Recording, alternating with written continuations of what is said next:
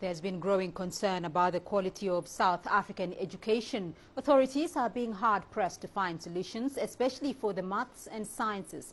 Last year, it was graded at the bottom of the pile in those areas by the World Economic Forum. Sumitra Naidu tells us more. South Africa last year ranked last out of 62 countries by the World Economic Forum for the quality of its maths and science education. There's been a marked decline in engineering and science students.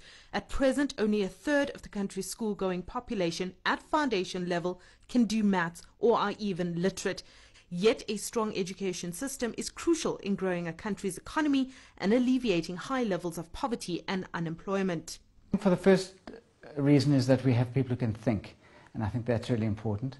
Then we have more accountants, we have more engineers, we have people who can build the bridges, who can send our satellites into space and translate the data.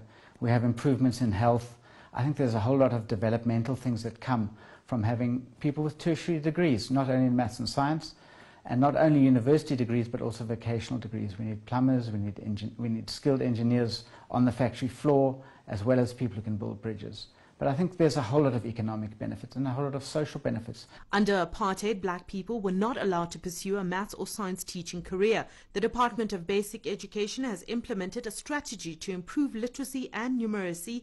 Projects like the Square Kilometre Array is starting to generate interest in the mathematics and scientific fields once again. That we actually need to start looking from a primary school level, because maths and science is the big issue in education.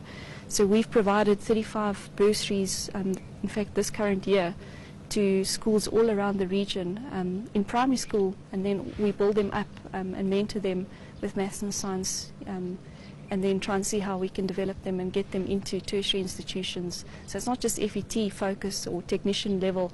We really want to get them into tertiary institutions to start, studying science and astronomy and all the exciting things. It was only recently that maths and science was introduced in the schools here in Carnarvon, but that's one of the conditions for the SKA team, that they will ensure that there's further development of education in science and technology.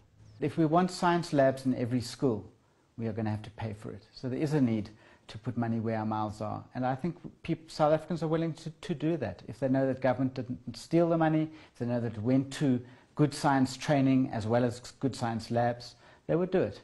So I think we need to have a holistic and a multi-leveled strategy that's going to tackle maths and science and all the other deficits that we have as a nation, which we shouldn't have.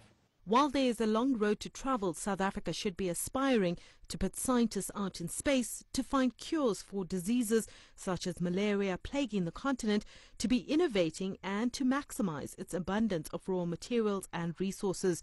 The only way to do that is to ensure a fully functioning education system. Sumitra Naidu, CCTV.